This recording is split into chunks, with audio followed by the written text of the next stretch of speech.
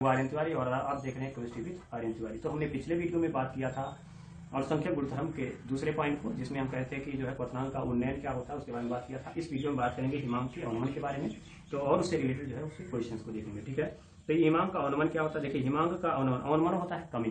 ठीक है, यानी हिमांक में कमी आ जाना। ठीक है, तो कमी कैसे आएगी उसी के बारे में इसमें बात करना है। अब उससे पहले हम क्या करेंगे, पहले हिमांक को समझेंगे। हिमांक किसे कहते हैं? तो हम लोग कक्षा 9 के जो पढ़ते आ रहे हैं, यानी वह ताप जिस पर कोई द्रव ठोस अवस्था में बदल जाता है उसका क्या कहलाता है? हिमांक कहलाता है।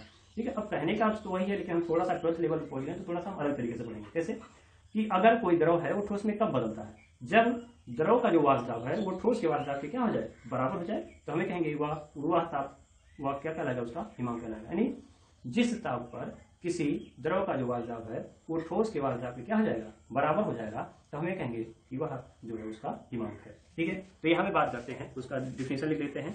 यानी वह है ताप जिस पर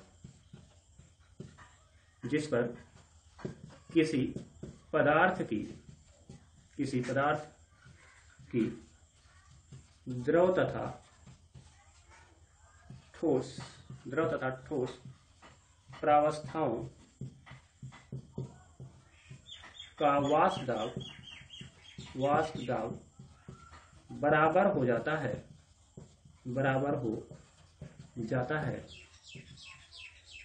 उस पदार्थ का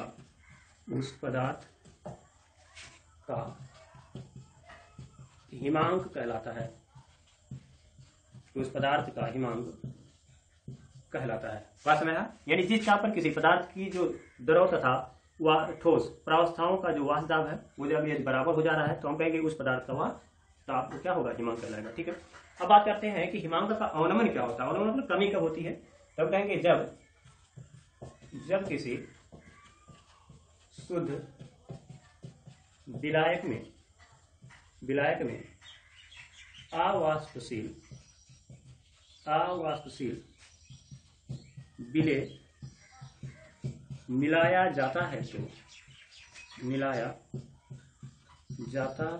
है तो उसके वाष्प दाब में कमी हो जाती है जिससे विलयन का हिमांक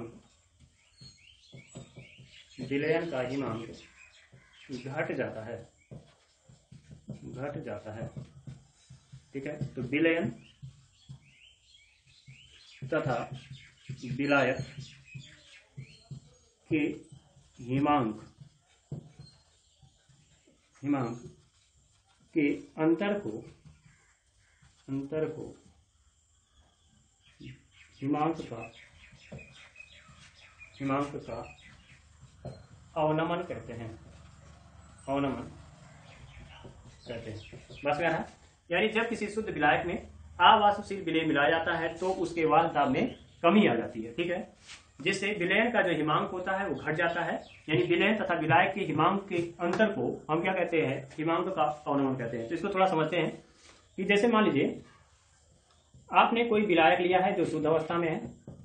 क्या है? आपका शुद्ध अवस्था में है और एक ऐसा है आपका द्रव में है। किसमें है? आपका द्रव में है ये। ठीक है, अब ये क्या होगा? ये वाष्पित होगा यानी गैस में बदलेगा।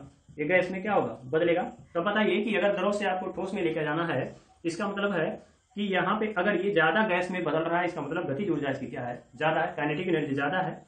अब आप जानते हैं कि अगर किसी द्रव को अगर हमें ठोस में लेकर जाना है तो काइनेटिक एनर्जी को हमें क्या करना पड़ेगा? कम करना पड़ेगा। तो अगर मान लीजिए इस स्थिति में अगर शुद्ध अवस्था में बात करें कि जो विलेय है यानी विलायक है, ठीक है, उसका जो फ्रीजिंग पॉइंट है यानी कह सकते हैं हिमांक है, वो क्या है? आपका 10 डिग्री सेल्सियस है। मान लीजिए कोई होगा विलायक होगा जिसका हिमांक क्या है? 10 डिग्री सेल्सियस है, यानी हम कह सकते हैं कि यह 10 डिग्री सेल्सियस पर ठोस में बदल जाता है। ठीक है, अब इसमें हमने कोई ऐसा पदार्थ मिला दिया। क्या मिला दिया? हमने कोई ऐसा पदार्थ मिला दिया जो वाष्पित नहीं हो रहा है। यानी हम कह सकते हैं जब वाष्पित नहीं होगा तो जब आप इसको मिलाओगे तो इसमें घुलेगा, और जब घुलेगा तो क्या होगा? ये इसकी सतह पर क्या करेगा? कुछ ना कुछ एरिया को कवर कर लेगा। अब कवर कर लेगा तो क्या होगा? इसमें जो वाष्पन की प्रक्रिया है वो क्या हो जाएगी? कम हो जाएगी। इसका मतलब है कि हम ये कह सकते हैं इनडायरेक्टली कि इस द्रव की जो गतिज ऊर्जा होगी उसको एक कम कर दे रहा है। ठीक है, तो पहले गतिज ऊर्जा ज्यादा थी, यानी वो 10 डिग्री सेल्सियस पर क्या हो रहा था, ठोस में बदल रहा था। अब गतिज ऊर्जा कम हो गई, इसका मतलब आपको कम क्या करना होगा, यानी गतिज ऊर्जा को और कम, मतलब बहुत कम करना, मतलब कह सकते हैं कि इसकी गतिज ऊर्जा को क्या करना होगा, थोड़ा कम करना होगा। तो हम ये कह सकते हैं कि इसका हिमांक जो होगा वो पहले, यानी कह सकते हैं कि वह जो द्रव होगा वो थोड़ा सा पहले ही क्या होगा, वो ठोस में बदल जाएगा। यानी हम कह सकते हैं या हो सकता है 8 डिग्री सेल्सियस पे बदल जाए, हो सकता है 6 डिग्री सेल्सियस पे बदल जाए, हो सकता है आपका 5 डिग्री सेल्सियस पे बदल जाएगा। तो हम कह सकते हैं कि इसका हिमांक जो बिंदु है उसे पहले ही आ जाएगा। ठीक है, तो इसी को कहते हैं, अब इन दोनों का जो अंतर है यानी 10 है और 8 है, तो इसी का जो अंतर आएगा 2 डिग्री सेल्सियस, वही उसका क्या कहलाएगा, हिमांक का अवनमन कहलाएगा। ठीक है, तो अगर हम बात करते हैं कि माना, ठीक है, माना शुद्ध विलायक, माना शुद्ध विलायक का हिमांक T0F तथा विलयन का हिमांक TF हो तो क्लियर। तो हिमांक का अवनमन यानी डेल्टा TF बराबर क्या हो जाएगा। तो इसको हम थोड़ा ऐसे ग्राफ से समझते हैं, ग्राफ से थोड़ा और समझ में आएगा कि जैसे मान लीजिए ये है इसका वाष्प दाब, ये है आपका वाष्प दाब जो y एक्सिस है, और ये है x एक्सिस जिसमें हमने टेम्परेचर लिया है, यानी T है केल्विन। ठीक है, ये है। अब मान लीजिए द्रव जो था, ठीक है, ये जो द्रव था उसका कहीं ना कहीं क्या होगा, वाष्प दाब रहा होगा, मान लीजिए वाष्प दाब है।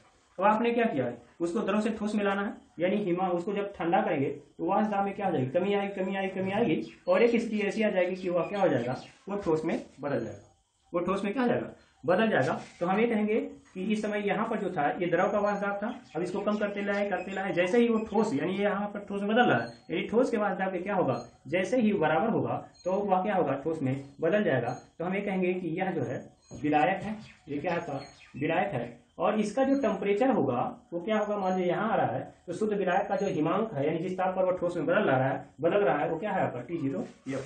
क्लियर। अब आपने इसमें अवाष्पशील पदार्थ मिलाया तो वाष्पन की प्रक्रिया यानी कम हुई, यानी वाष्प दाब क्या हुआ, कम हुआ। तो आपने जब मिलाया होगा तो इसका वाष्प दाब यहाँ होगा, यानी उससे कुछ कम होगा। जैसे मान लीजिए इस पॉइंट को अगर आप देखेंगे तो ये यहाँ आ रहा है, और इस पॉइंट को देख रहे हैं ये यहाँ आ रहा है, तो वाष्प दाब पहले देख रहे हैं यहाँ से यहाँ तक वाष्प दाब ज्यादा है, और यहाँ की अगर बात करें तो वाष्प दाब कम है। तो आपने जब अवाष्पशील पदार्थ मिलाया तो क्या बन गया, विलयन बन गया। अब इसको आप ठंडा करते लाए, और यहाँ पे आके क्या हो गया, वो द्रव में, सॉरी ठोस में बदल गया। तो यहाँ पर द्रव अवस्था में था, आपने ठंडा किया, तो यहाँ पर आ गया, यह द्रव में बदल गया। तो ये था आपका विलयन, क्या था आपका विलयन। ठीक है, तो हम ये कहेंगे कि यह जो पॉइंट है, या इसको थोड़ा सा और आगे हम बढ़ा दें, तो ये जो पॉइंट होगा, ठीक है, इसको यहाँ से देखेंगे तो यह टेम्परेचर जो होगा वो विलयन का हिमांक होगा। क्या होगा, ये विलयन, यानी इस पॉइंट पर जैसे ही आएगा तो क्या हो जाएगा, वह ठोस में बदल जाएगा। तो कहेंगे उसका हिमांक जो होगा वो मान लीजिए TF है। ठीक है, अब जो अंतर आया, यानी जो ये अंतर आएगा, इसी को हम क्या कहेंगे, डेल्टा TF कहेंगे। क्या कहेंगे, इसे डेल्टा TF कहेंगे। तो हम ये कह सकते हैं कि ज्यादा में से हमें कम को घटाना होगा तो T0F हो जाएगा। तो इसको हम ये कह सकते हैं कि यह क्या है, विलायक का हिमांक, क्या लिखेंगे, शुद्ध विलायक का हिमांक माइनस क्या हो जाएगा, ये TF है, यानी विलयन का हिमांक, ठीक है। इसको लिख सकते हैं शुद्ध विलायक का हिमांक मतलब T0F माइनस क्या हो जाएगा आपका, विलयन का हिमांक क्या है, TF है, तो हो जाएगा माइनस TF, इसी को कहते हैं हम डेल्टा TF। तो ये हो जाएगा आपका पहला इक्वेशन। ठीक है, ये हो गया। अब अगर हम बात करें इसमें, ठीक है, राउल्ट का नियम क्या कहता है, ठीक है, तो उसको समझ लेते हैं।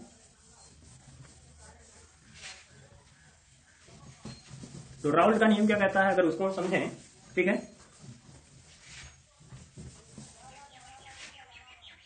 तो लिखेंगे राउल्ट के नियम के अनुसार, राउल्ट के नियम से। तो राउल्ट का नियम क्या कहता है, ठीक है, लिखेंगे किसी विलयन के हिमांक में अवनमन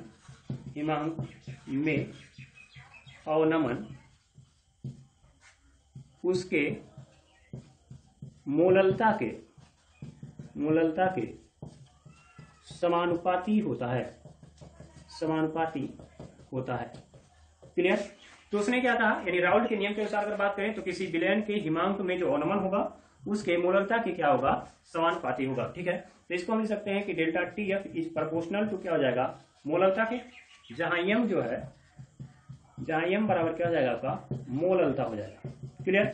अगर इसके साइन को हम प्रोपोर्शनैलिटी कांस्टेंट लगाते हैं, यानी इसके साइन को हम हटा दें तो हो जाएगा आपका के, और यहाँ एफ लगा दें, इनटू क्या हो जाएगा, एम हो जाएगा।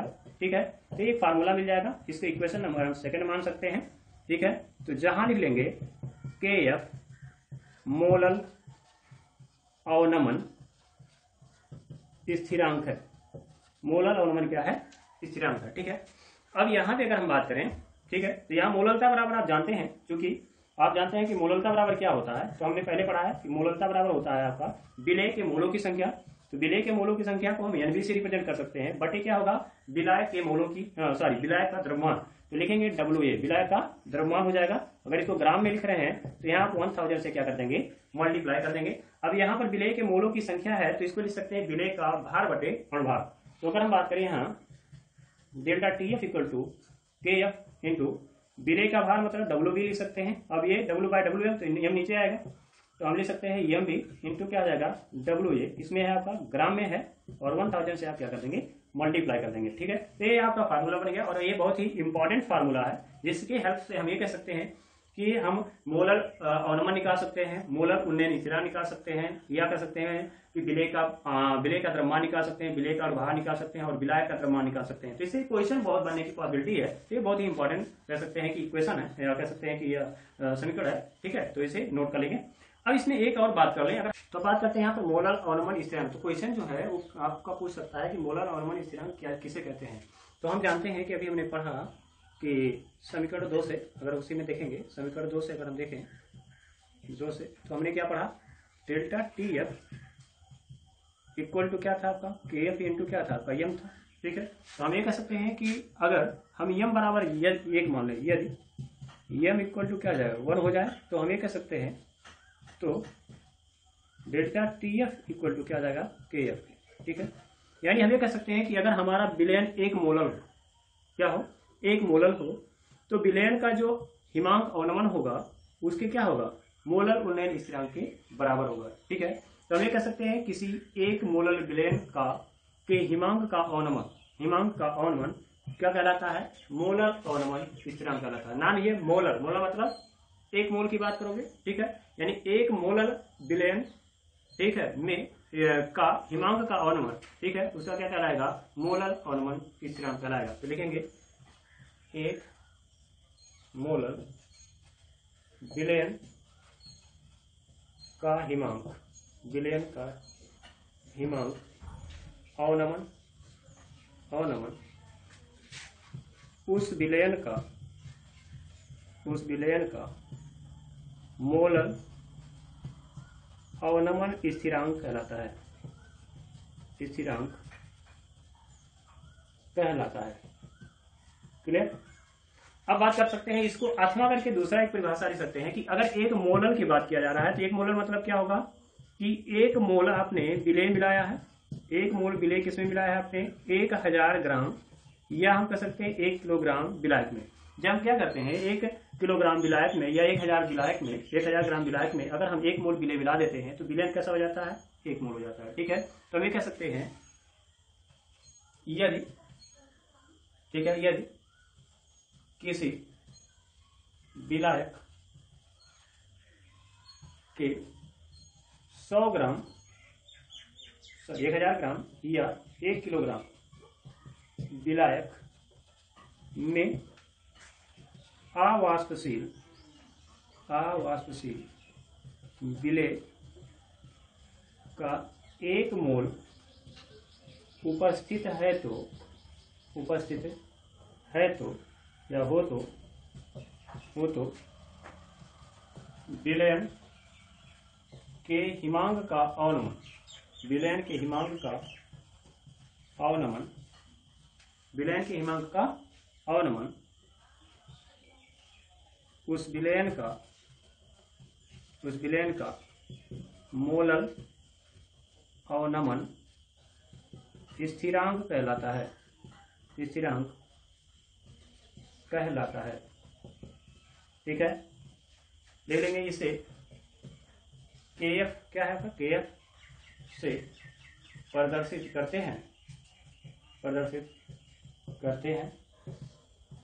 इसका मात्रक, ठीक है। तो इसका मात्रक हम थोड़ा समझ लेते हैं कैसे निकालेंगे। आपका क्या है, आपका डेल्टा TF है, ठीक है, इक्वल टू क्या आपका KF है इंटू क्या आपका M है, ठीक है। तो KF इक्वल टू क्या हो जाएगा आपका, KF इक्वल टू हो जाएगा डेल्टा TF हो जाएगा इंटू क्या है आपका, ये डिवाइड होगा M होगा, ठीक है। तो M क्या है आपका मोलर है, तो हम लिख सकते हैं KF इक्वल टू क्या हो जाएगा डेल्टा T क्या है आपका टेम्परेचर में कह सकते हैं क्या है आपका डिफरेंस है यानी अंतर है, यानी हिमांक में अंतर है। तो हिमांक क्या है आपका टेम्परेचर ही है, तो टेम्परेचर को हम किससे लिखेंगे केल्विन से, ये केल्विन हो जाएगा डिवाइडेड बाय मोलरता को अगर हम लिखें, ठीक है, तो क्या लिख सकते हैं मोल प्रति किलोग्राम लिख सकते हैं, क्या लिख सकते हैं हम मोल प्रति किलोग्राम, ठीक है। तो 1 किलोग्राम ऊपर जाएगा तो KF इक्वल लिख सकते हैं केल्विन किलोग्राम, और मोल क्या हो जाएगा ऊपर जाएगा तो मोल इनवर्स लिख सकते हैं, या हम ये कर सकते हैं, ठीक है। इसका मात्रक क्या हो जाएगा केल्विन किलोग्राम मोल इनवर्स हो जाएगा, या तो हम इसी को हम मोलर लिख लें तो केल्विन डिवाइडेड बाय क्या हो जाएगा मोलर, ठीक है। तो मोलर हो जाएगा, मोलर ऊपर जाएगा तो केल्विन मोलर इनवर्स हो जाएगा, ठीक है। या तो ऐसे भी लिख सकते हैं केल्विन मोलर इनवर्स, क्लियर। तो ये हो जाएगा इसका मात्रक। अब बात करते हैं इसके क्वेश्चन। एनसीईआरटी का क्वेश्चन है जिसमें कह रहा है एस्कार्बिक अम्ल यानी विटामिन सी, विटामिन सी को हम क्या कहते हैं एस्कार्बिक अम्ल। तो क्वेश्चन ये भी एक है कि एस्कार्बिक अम्ल को क्या कहते हैं, विटामिन सी कहते हैं, ठीक है। तो ऑब्जेक्टिव में क्वेश्चन बन सकते हैं, और आई थिंक 2019 में क्वेश्चन पूछा गया था ऑब्जेक्टिव में एस्कार्बिक अम्ल होता है, ठीक है, तो विटामिन सी, ठीक है। उसके बाद इसका फार्मूला होता है C6H8O6 होता है कि उस द्रव्यमान का, ठीक है, परिकलन कीजिए जिसे, ठीक है, 75 ग्राम एसिटिक अम्ल में घोलने पर उसके हिमांक में 1.5 डिग्री सेल्सियस की कमी हो जाए, यानी हिमांक का अवलंबन दिया हुआ है 1.5 डिग्री सेल्सियस, और यहाँ पर मोलर उन्नयन इस तरह देख रहे हैं KF equal to 3.9 kilo kelvin per mole. देखिए हम लोग अभी यूनिट हमने निकाला है, ठीक है। तो इस टाइप से हम कहेंगे KF का वैल्यू दिया हुआ। तो कह रहा है कि उस द्रव्यमान यानी एस्कार्बिक अम्ल के उस द्रव्यमान की गणना कीजिए जिसमें 75 ग्राम, यानी हम ये कह सकते हैं कि हमारे पास 75 ग्राम क्या था एसिटिक अम्ल था, यानी CH3COOH था, जिसको हम विलायक कहेंगे, क्या कहेंगे हम विलायक। तो विलायक है, और उसमें हमने क्या कह रहा हमें विटामिन सी इसमें मिला देना है, और विटामिन सी हम कितना मिला दें कि उसके हिमांक में कितना 1.5 डिग्री सेल्सियस की कमी आ जाए, जिसमें KF की वैल्यू दिया हुआ है। तो पहले हम देखेंगे गिवन यानी कंडीशन क्या क्या दिया हुआ है। तो अगर हम बात करें तो KF इक्वल टू है आपका 3.9 kelvin kilogram mole inverse, clear. उसके बाद आप बात करें हिमांक में कमी यानी डेल्टा F है, और डेल्टा F इक्वल टू क्या है आपका 1.5 डिग्री सेल्सियस। तो ध्यान में रखिए, देखिए यहाँ डिग्री सेल्सियस यहाँ केल्विन है, तो इसको हम केल्विन में बदल लेंगे, तो ये हो जाएगा 1.5 डिग्री 1.5 इसको ले लेंगे केल्विन। अब यहाँ आप ये सोच रहे होंगे कि हम क्या करते हैं डिग्री सेल्सियस से केल्विन में बदलने के लिए 273 से हम क्या करते हैं को ऐड कर देते हैं, यानी 273 को ऐड कर देंगे तभी केल्विन में चेंज होगा। लेकिन यहाँ पर देखिए अंतर पूछ रहा है, तो अंतर में अगर हम बात करते हैं यानी डेल्टा TF, ठीक है। तो अगर मान लीजिए हमने 10 डिग्री सेल्सियस लिया और बाद में उसका जो TF हो गया वो मान लीजिए 8 डिग्री सेल्सियस हो गया, तो इसको आप केल्विन बनाओगे तो 273 इसमें भी ऐड करोगे और 273 क्या होगा इसमें भी ऐड करोगे, ठीक है। तो जब 273 इसमें भी ऐड कर रहे हो 273 इसमें भी ऐड कर रहे हो, तो जो आंसर आएगा वो क्या आएगा 2 केल्विन ही तो आएगा, ठीक है। इसको जोड़ करके देखेंगे तो क्या आ जाएगा 2 केल्विन ही आएगा। तो आप या तो डिग्री सेल्सियस कहिए या तो आप केल्विन कहिए।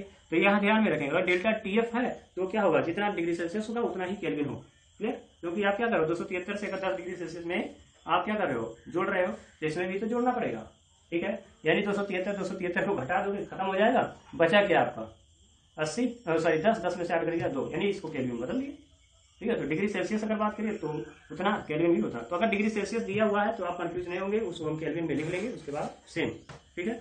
उसके बाद आगे क्या कह रहा है आपका, कह रहा है कि द्रव्यमान यानी कह सकते हैं कि विलय का द्रव्यमान जो है उसे हम WA लिखेंगे, कितना है आपका 75 ग्राम है तो 75 ग्राम लिखेंगे। उसके बाद कह रहा है कि इसके कितने द्रव्यमान की, तो इसको हम क्या लिखते थे द्रव्यमान यानी WB लिखते थे, ठीक है। तो WB इक्वल टू क्या हो जाएगा आपका कितना है आपका, इसी को कैलकुलेट करना है, ठीक है। तो यानी हमें अगर हम सॉल्यूशन देखें फार्मूला तो हमारा जो डेल्टा TF था, डेल्टा TF इक्वल टू क्या था आपका KF था इंटू WB बाई MB था इंटू WA ग्राम में लिख रहे थे इंटू 1000, ठीक है। तो यहाँ से अगर हम बात करते हैं 1000, ठीक है। तो यहाँ पे अगर बात करें तो यहाँ पर क्या है आपका MB नहीं पता है, तो MB पहले हम कैलकुलेट करते हैं। तो ST किसका हमें विटामिन सी यानी एस्कार्बिक अम्ल यानी C6H8O6 का अणुभार निकालना है, होगा पहले हमें अणुभार, ठीक है। तो MB होगा इक्वल टू क्या लिखेंगे, आपका कार्बन की संख्या 6 है और एक कार्बन का कितना होता है 12, ठीक है, प्लस हाइड्रोजन है कितना 8 है, इसकी संख्या कितनी है 1 है, और ऑक्सीजन कितना है 6 है, तो 6 लिखेंगे गुणे 12, ठीक है। तो 12 6 कितना हो जाएगा 72 और प्लस कितना हो जाएगा 8 हो जाएगा और 12 6 हो जाएगा सॉरी इसका होगा 16, तो 16 छक्के 96, ठीक है। इसको आप जोड़ेंगे तो आ जाएगा 176 ग्राम प्रति मोल, ठीक है। तो इसका आ गया 176 ग्राम प्रति मोल, उसको रख दीजिए। तो यहाँ पर डेल्टा TF है, ठीक है, हमें कैलकुलेट करना है WB, ठीक है। तो WB बराबर क्या हो जाएगा आपका, इसको पछांतर करिए तो ये वाला पार्ट यहाँ जाएगा तो हम कहेंगे डेल्टा TF हो जाएगा इंटू MB हो जाएगा इंटू WA हो जाएगा डिवाइडेड बाय, ठीक है। ये था इसके साथ तो ये नीचे जाएगा तो हम कहेंगे ये हो जाएगा KF, ठीक है, इंटू हो जाएगा आपका, यहाँ पर डिवाइडेड में था यहाँ पर भी ये हो जाएगा, सॉरी इंटू में था यहाँ डिवाइडेड में हो जाएगा, ठीक है 1000। तो ये हमारा फार्मूला आ जाएगा, आप कर लेंगे इसको। तो अब वैल्यू है कि डेल्टा KF की वैल्यू कितना है 1.5 है, MB की वैल्यू 176 हमने कैलकुलेट किया है, और WA क्या है, WA देख रहे हैं आपका 75 ग्राम है, तो 75 ग्राम लिखेंगे डिवाइडेड बाई KF की वैल्यू कितना दिया 3.9 दिया हुआ है, और उसके बाद जो है 1000 है, ठीक है। तो इसको जब आप कैलकुलेट करेंगे तो जो वैल्यू आएगी वो आ जाएगी आपके 5.08 ग्राम, ठीक है। तो इतना आंसर हो जाएगा। तो इस टाइप से बच्चों क्या करते हैं, क्वेश्चंस को हम देखते हैं, ठीक है। तो एक और मैं क्वेश्चन दे रहा हूँ जो आप खुद से सॉल्व करेंगे और उसके आंसर देने की कोशिश करेंगे, ठीक है। तो अगर आप आंसर देते हो इसका मतलब है कि आप एक्टिव हैं, ठीक है। आप नोट्स बनाते जाइए, आपको कंप्लीट नोट्स यहाँ पे मिल जाएगा, आपको बाहर से कुछ पढ़ने की जरूरत नहीं। तो देखिए यहाँ पे वैल्यू जो दिया है, ठीक है, 0.2 ग्राम कार्बनिक यौगिक को 5.8 ग्राम बेंजीन में घोलने पर हिमांक में 1.5 डिग्री सेल्सियस की कमी पाई गई। तो यौगिक का अणुभार ज्ञात करना, तो ये यौगिक का अणुभार ज्ञात करना है, तो यौगिक का अणुभार मतलब विलेय, ठीक है। तो MB का अणुभार ज्ञात करना है, क्या होगा यानी MB कैलकुलेट करना है। कह रहा है इसमें 0.25 ग्राम है, 29 ग्राम है, 0.29 ग्राम, इसका मतलब है ये 5.8 ग्राम में घुला हुआ। तो सबसे ज्यादा कौन है, ये है, तो ये जो होगा वो विलेय होगा, तो सॉरी विलायक होगा। तो हम कहेंगे बेंजीन यहाँ पर क्या होगा विलायक, तो विलायक मतलब क्या होगा WA की वैल्यू हो जाएगा आपका 5.8 हो जाएगा ग्राम, और यहाँ पे अगर विलेय की बात करते हैं तो ये हो जाएगा विलेय, यानी WB इक्वल टू कितना आपका 0.29 ग्राम हो गया, ठीक है। अब उसके बाद KF की वैल्यू दिया है, डेल्टा TF इक्वल टू क्या हो जाएगा आपका 1.50 डिग्री सेल्सियस, या इसी को 1.50 सॉरी केल्विन मान सकते हैं। उसके बाद KF की वैल्यू दिया है, ठीक है, तो ये हो जाएगा 5 केल्विन किलोग्राम मोल इनवर्स, इतना दिया हुआ, ठीक है। अब आपको क्या करना है, MB कैलकुलेट करना है, तो आप फार्मूला वही लगाएंगे, उससे निकाल करके आप बताएंगे कि इसका आंसर क्या होगा। तो मिलते हैं नेक्स्ट वीडियो में, अगले वीडियो में बात करेंगे परासरण और दाब के बारे में, जो आपका अणुसंख्यक गुणधर्म का यानी क्वालिटेटिव प्रॉपर्टीज का लास्ट टॉपिक होगा, ठीक है। उसके बाद और कुछ बात करेंगे। तो मिलते हैं नेक्स्ट वीडियो में, जय।